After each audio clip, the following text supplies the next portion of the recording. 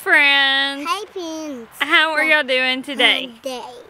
So today I'm going to take you along with me as I show you how I fill my garden beds for about $5 a piece.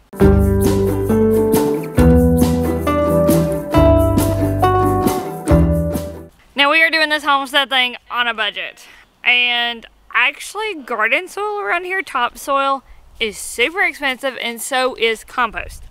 I have been able to find compost cheaper per bag in the little bags you get at like Walmart or Lowe's versus buying it in bulk, which kind of blew my mind a little bit. So before you buy compost in bulk or in bags or whatever, shop around, do your research, and know what the price is and if it's going to be cheaper for you to do bags versus bulk. I think it was actually like $30 cheaper for me to do bag compost versus bulk compost to get the same amount, and I didn't have to pay shipping for the bag compost. I just went and picked it up at Walmart. It's still expensive to fill all of my beds with compost. It's still expensive to fill all of my beds with topsoil, so I'm compromising. We are digging down into our beds. My raised beds are like 6 inches high for the most part, and then so we're actually digging down about a foot, laying mulch, yard waste, pine straw, tree limbs, whatever we can find, small stuff in the bottom. Cardboard, it's a good use for your old brown cardboard. Anything you have laying around like old brown paper or stuff that needs to be composted, lay that in the bottom. So you dig down a foot, lay down cardboard, lay down your yard waste, lay down whatever you have in the bottom that's a carbon. Then you take your dirt back in and fill in the rest of the way so that it raises your dirt above the ground. Then you're going to take a couple bags of compost. I'm doing about 2 bags of compost per bed, and these are 9 feet by 4 feet beds. And so I'm going to do 2 bags for that. I've also got some rabbit manure because we raise meat rabbits, so I'm going to throw some of that with their straw in here, and then I will be topping it all off with some more mulch. The mulch on top will hold in all of your moisture and everything that you need in your raised bed to make your seeds grow. So now we dig out a foot down.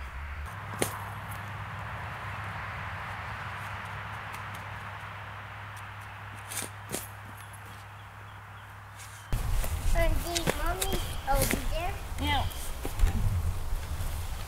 There. The roof. The roof. Yep, there's a roof. It's already the roof. There's lots of roots.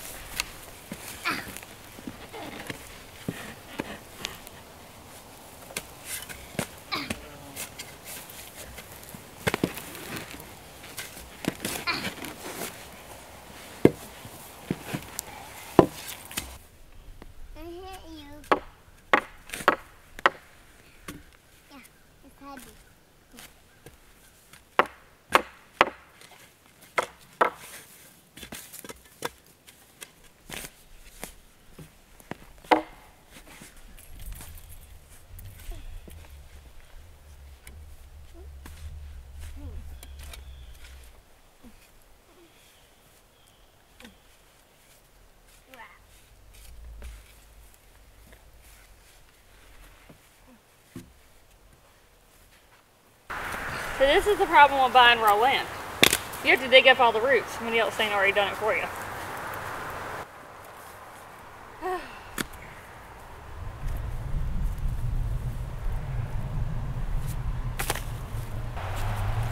Excuse me, sir. I think you got Mama's shovel. I got my daddy's shovel. I think that one's Mama's shovel. I think this one's Declan's shovel. Can we swap? No, it's mine. You don't get both of them? No. No.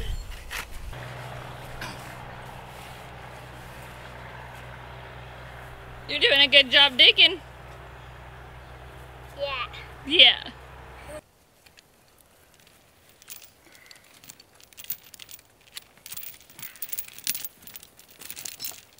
What's that?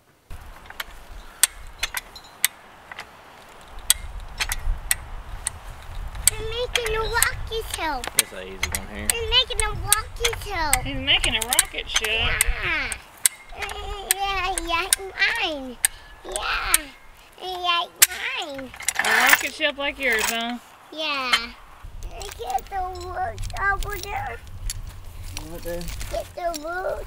Yeah. The difficult part about turning raw land into a garden space are the roots. Holy goodness, at the roots that we have to deal with, because this was all forested and so there's tree stumps everywhere. But we have now got it dug down a foot. I'm going to bring in my mulch. I will fill it back up to the ground level and then throw all of my dirt that's over here that Declan's playing in back on top. Let's get busy.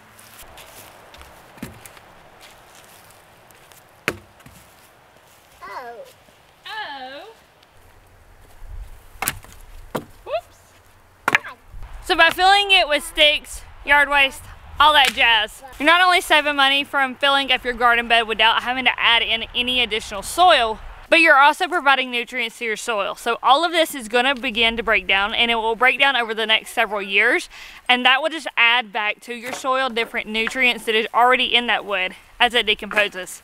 It also acts as a place for different bugs and stuff to live, which you actually want in your soil. You want life in your soil. That's what makes it soil versus dirt. So we're just doing all that while saving money and filling our raised beds on a budget.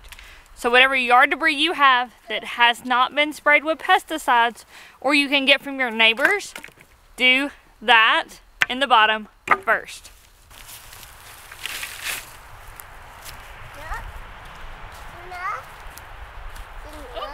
That's a big one, buddy. Thanks. It's heavy. Yeah. As you work your way up, get smaller in your yard debris. So we did the big sticks on the bottom, then I did like pine straw, big mulch, and now I'm doing smaller mulch. The smaller stuff is going to break down faster, and so as it breaks down, your soil level will get deeper, and so you have your big stuff on the bottom. It's going to break down last. Now keep in mind as you do this, pine straw is acidic. It's going to make your soil more acidic. So if it's a bed that you're planting something that needs acidic soil, add more pine straw closer to the top. If it doesn't need as acidic, add your pine straw closer to the bottom. Okay, so we have it now filled almost all the way. Some spaces a little bit over ground level. Next step is to add our dirt back in. Do not pack your dirt down, just shovel it back in. You want your dirt to be light and fluffy. So this also really helps because we have clay soil the deeper down we dig. And so some clay soil did get dug up throughout this process, and we will be mixing it back in as we unshoveled and then shovel it back in. So that kind of breaks up the clay. Clay soil is actually extremely nutrient dense. The problem with clay soil is it doesn't absorb water and it doesn't let water like flow through. You know, we make clay bowls for a reason. So mixing all of that clay soil in with the other soil you have will help to distribute those nutrients and to help break that soil up so that your whole bed doesn't have one giant clump of clay in it.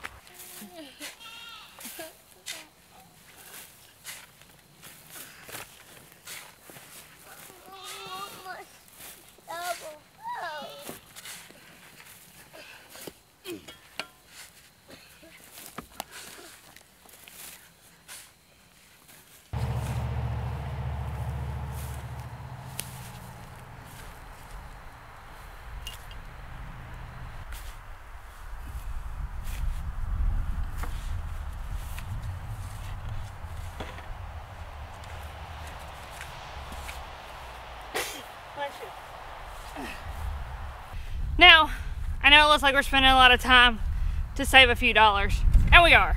But there's a saying that goes, you either spend time or you spend money. Right now we have more time than we have money.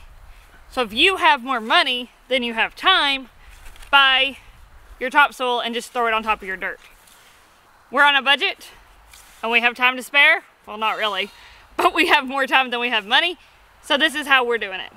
Do it however works best for your family.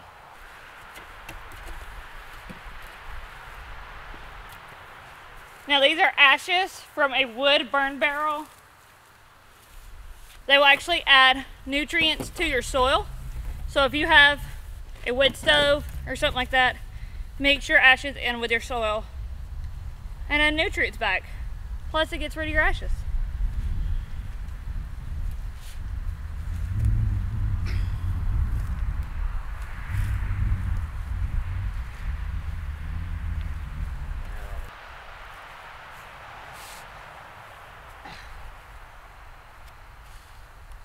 So now at this point, my garden bed is actually full and I haven't paid a single thing for anything in here. It's scrap yard waste, scrap cardboard if you have it, the dirt that's already in your ground, you know, ashes if you have it from your wood stove. If not, burn you some tree limbs and use those ashes, or don't add them. You know, these are just extra things we're adding to add nutrients as we go. I'm getting dumped in the dirt today. I'm dumping the dirt today. You're dumping dirt today? Yeah. I'm popping something. Now this same process will work no matter how tall your raised bed is. You're just gonna need more yard waste and stuff to fill the bottom of it. That's it. That's the only difference. Some people refer to this style of filling your beds as a Hügelkultur method, but it's actually a little different. Hügelkultur has a whole lot of different steps to it and different layers, but this is like a knockoff version. I got some dirt for you. You got some dirt for me? Yeah. So the next step to filling your garden bed is to add your compost. Now I think I paid $1.78 per bag for this, and it is timberline soil, compost, and cow manure. It's not composted cow manure, it says compost and cow manure. So pay attention to that. This is a 40-pound bag. Like I said, it was like $1.78 at Walmart. It was actually cheaper at Walmart than at Lowe's. I've already filled one garden bed with this. It does have some bigger pieces in it. It's not like a super fine, not like this. But that's okay. It's okay.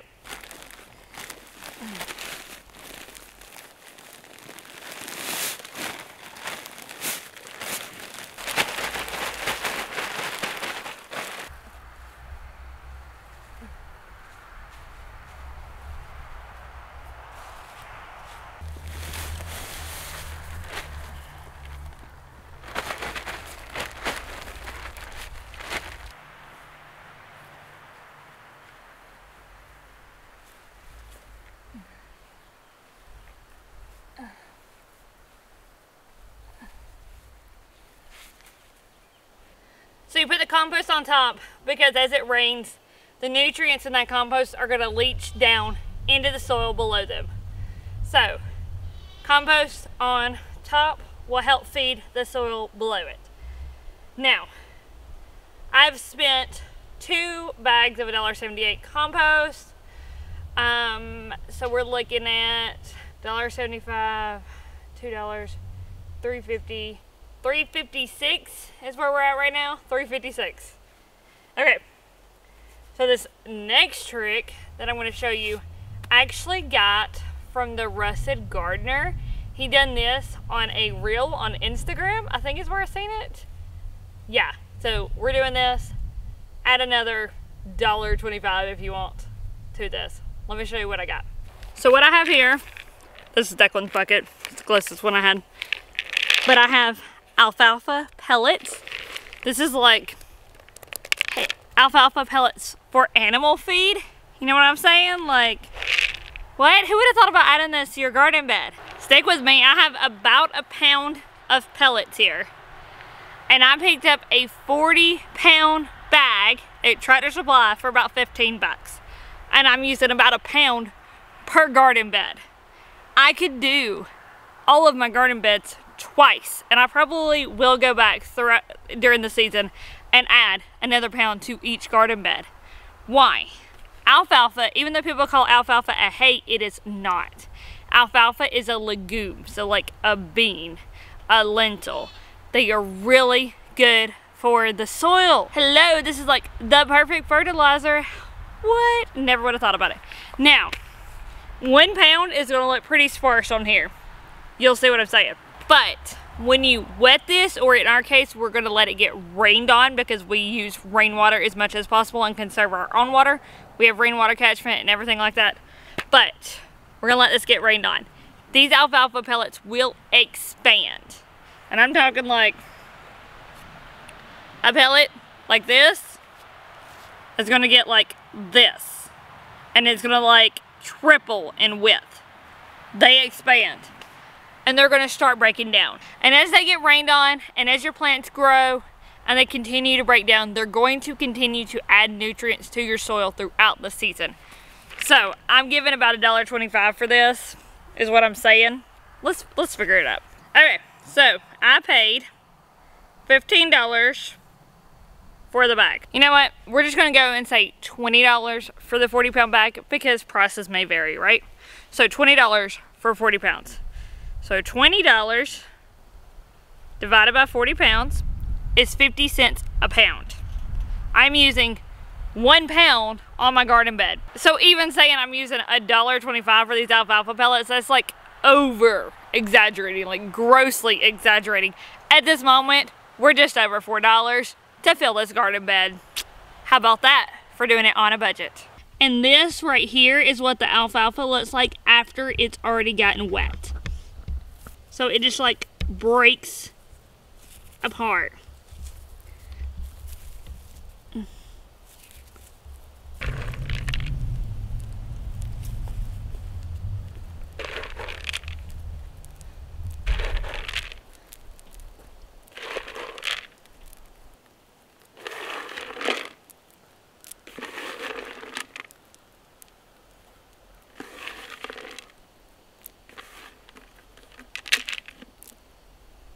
Okay guys, stay with me, we're almost done.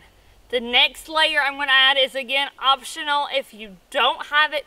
Each layer is just adding more nutrients to your soil, which is what we're all about. The next layer I'm going to add though is rabbit poo. And this is already mixed in with straw because rabbits tend to poop where they eat. And so where our rabbits eat their hay is where they poop the most. And so as the hay falls down and the poop is caught in it, it creates its own like deep litter method. And so I let it build up a little bit, and then I use a recycled feed bag and scoop it all out and put it in that recycled feed bag. And then it's good for the garden. Rabbit poo can go straight from the rabbit's butt to your garden. It does not need a compost. It is a very cold manure, but it is highly nutritious for your garden. Love it. Another reason to raise meat rabbits on the homestead. If you don't have rabbit poo available to you because you're not raising meat rabbits like we are, see if you can reach out to your local group.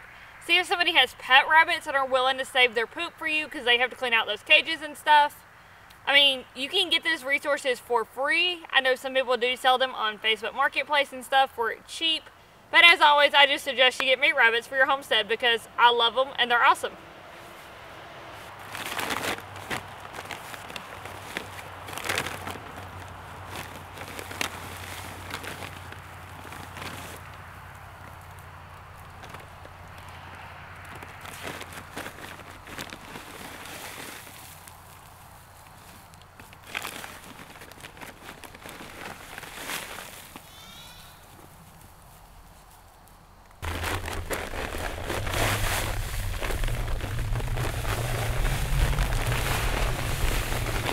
You can see some of it's already starting to compost and break down. I don't mind the straw being on here because I'm going to mulch the bed anyways. If you mind the straw, you can sift it out. At the moment, we have 20 meat rabbits here on our homestead, so rabbit poop is not something I am in short supply of. Some of our meat rabbits are in rabbit tractors, and so I don't collect their poop. I let it naturally break down on the ground to build our soil up. But in our rabbit colony, I let them do a deep litter method and then I collect it. And that's where most of our rabbits are because we have 12 baby rabbits in there. They're now 2 weeks old. Love them. Now the last step in this garden bed fill up is mulch. We have our own wood chipper here, so we have mulch readily available as we clear raw land. If you do not, there are free resources where you can get mulch near you. I know there's a website called something like Get Chip Drop. Google it. You can have people drop wood chips at your house for free because they have to pay to get rid of them, and they don't want to have to pay if somebody wants them for free. So they'll deliver to you and drop them like a whole dump truck load on your front lawn or in your driveway or wherever you want them. You can also, a lot of like dumps, waste fields, landfills, stuff like that, where the power companies and stuff are chipping trees as they go through and clear, a lot of them will collect that chips and you can go and get it for free. So check your local resources and see where you can get wood chips for free. If you have landscaping, arborist companies or whatever in your area, always check them as well. These people need to do something with their wood chips, and if you're willing to take them off their hands, they may give them to you. No questions asked, just take them. Now, when you are ready to plant in your garden bed, all you have to do is move the wood chips aside and plant directly in that compost layer. I then just take and scrape a little of that compost back over the top of the seeds and you're good to go. You know, you only need to move the mulch just a little bit so the seedling can come through. But having the mulch on here will decrease your weeds from growing, because as people are fond of saying, Mother Nature doesn't like to be naked. She wants you to cover her with something. Cover her with mulch. It will also retain your water because the sun's not beating down on your nutrients, your soil, and drying it out. And it retains your nutrients because the sun's not beating down on your compost and eating up your nutrients, because nutrients break down in sunlight a lot of times. So cover your garden beds with mulch. That's your final step.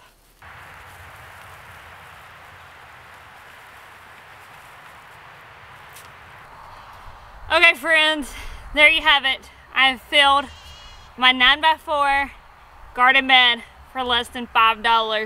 That means you can do it too. Even if you can only afford to do that $5, one garden bed every 2 weeks, do it. That first garden bed, plant what needs to be planted first. The second garden bed, plant what needs to be planted next. You may have to stretch out your season if you've got a long enough season to do that. If you don't, prioritize. What can you grow the most of that will feed your family the most in the smallest amount of space? Prioritize that. Even if all you can do is grow 5 tomato plants, grow 5 tomato plants. That is 5 tomato plants worth of tomatoes that you don't have to buy at the grocery store. If you don't even eat tomatoes, grow 5 Amish paste tomato plants and make your pasta sauce and your tomato sauce and your tomato soup and everything out of those tomatoes.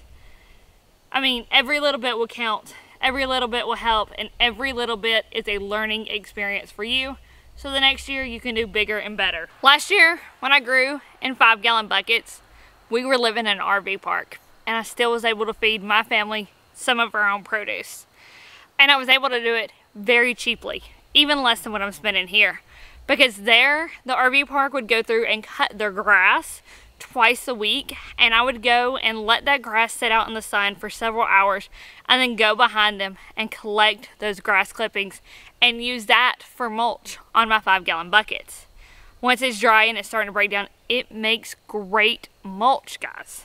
It really does, and it worked perfect. I didn't have any weeds, I didn't have any issues, and I had thick layers of mulch, and my 5-gallon buckets did not dry out anywhere near as fast as people told me they would, because I was mulching them and that was holding in the moisture. So use what's around you, use what you have readily available, use what's free, what's cheap, and get the job done. Even if all you can do is grow 1 5-gallon bucket, it's better than nothing. And it gets you 1 step closer to your goals, and it gives you 1 more step to learn. But anyways, enough of the chatter. Go out, fill your garden beds for cheap. I've done it for less than $5. Let me know how cheap you can do it. Can you get it done free? Next year, I'm hoping to get it done for free using our own compost and piles that I'm building back there. So I'll see y'all next time, friends. But for now, bye.